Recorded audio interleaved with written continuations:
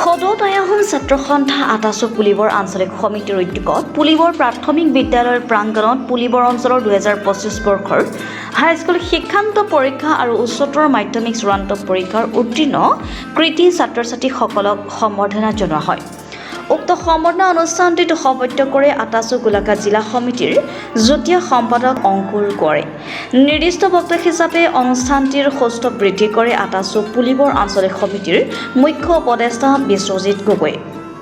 বিশিষ্ট অতিথিৰ আসন সলনি কৰে আটাচু কেন্দ্ৰীয় সমিতিৰ মুখ্য সাংগঠনিক সম্পাদক কৃষ্ণ বৰুৱা, আটাচু কেন্দ্ৰীয় সমিতিৰ প্ৰচাৰ সম্পাদক গৌতম লাহন, আটাচু গোলাঘাট জিলা সমিতিৰ সভাপতি পংকজ গগৈ, সহকাৰী সম্পাদক পাৰ্থ প্ৰতিম কোঁৱৰ, উপসভাপতি বিতুপন গগৈ, টাইপা গোলাঘাট জিলা সমিতিৰ সম্পাদক পৰীক্ষিত ফুকন, আটাচু গোলাঘাট মহকুমা সমিতিৰ সভাপতি চাও অজয় ফুকন, সদৌ অসম জাতীয়তাবাদী যুৱ পৰিষদৰ কেন্দ্ৰীয় সম্পাদক নিপন গগৈ উপস্থিত থাকে।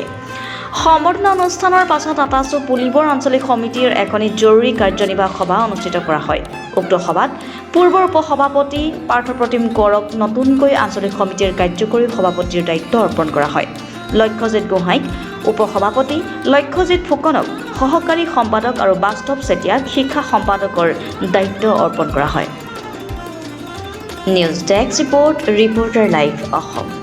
তথা পুলিবৰ আঞ্চলিক সমিতিৰ উদ্যোগত আজিৰ দিনটোত 6 জুলাই 2025 তাৰিখে 28তম পুলিবৰ প্ৰাথমিক বিদ্যালয়ৰ প্ৰাংগণত 2025 বৰ্ষৰ পুলিবৰ অঞ্চলৰ কৃতি ছাত্ৰ ছাত্ৰীসকলক নিমন্ত্ৰণ জনাই শৈক্ষিক দিশত যাতে তেওঁলোক অনাগত দিনত আৰু সুনাম কঢ়িয়াই আনিব পাৰে, আমাৰ পুলিবৰ অঞ্চলটোৰ গৌৰৱ যাতে অক্ষুণ্ণ ৰাখে, তাৰ বাবে তেওঁলোকৰ মনত অকণমান সাহস তথা অকণমান উৎসাহ প্ৰদান কৰিবৰ বাবে হাইস্কুল শিক্ষান্ত পৰীক্ষা আৰু উচ্চতৰ মাধ্যমিক চূড়ান্ত পৰীক্ষাৰ 2025 বৰ্ষৰ উত্তীৰ্ণ প্ৰতিজন ছাত্ৰ ছাত্ৰীক নিমন্ত্ৰণ জনাই আনি আজি এক সম্বৰ্ধনা অনুষ্ঠান আয়োজন কৰা হয়।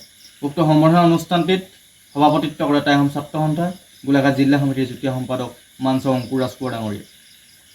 উক্ত কাৰ্যসূচীত নিৰ্দিষ্ট বক্তা হিচাপে উপস্থিত থাকে টাই আহোম ছাত্ৰ সন্থা পুলিবৰ আঞ্চলিক সমিতিৰ মুখ্য উপদেষ্টা মানস বিশ্বজিৎ গগৈ ডাঙৰীয়া। বিশিষ্ট অতিথিৰ আসন অলংকৃত কৰে টাই আহোম ছাত্ৰ সন্থাৰ কেন্দ্ৰীয় সমিতিৰ মুখ্য সাংগঠনিক সম্পাদক কৃষ্ণ বৰুৱা ডাঙৰীয়াই, টাই আহোম ছাত্ৰ সন্থাৰ কেন্দ্ৰীয় সমিতিৰ প্ৰচাৰ সম্পাদক গৌতম লাহন ডাঙৰীয়াই।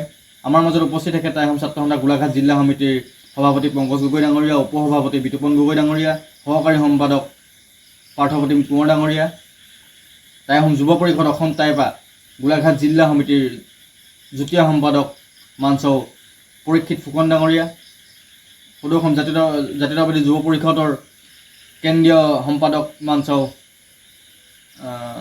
নিপন গগৈ ডাঙৰীয়া। এই সম্বৰ্ধনা অনুষ্ঠানটোৰ সদৌ শেষত টাই আহোম ছাত্ৰ সন্থা পুলিবৰ আঞ্চলিক সমিতিৰ এখনি জৰুৰী কাৰ্যনিৰ্বাহী সভা আয়োজন কৰা হয়।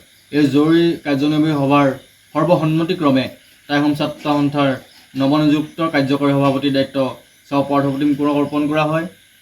সহকাৰী সম্পাদকৰ দায়িত্ব লক্ষ্যজিৎ ফুকনক অৰ্পণ কৰা হয়। উপসভাপতিৰ দায়িত্ব লক্ষ্যজিৎ গোহাঁই ডাঙৰীয়াক অৰ্পণ কৰা হয়। লগতে শিক্ষা সম্পাদকৰ দায়িত্ব বাস্তৱ চেতিয়া ডাঙৰীয়াক অৰ্পণ কৰা হয়।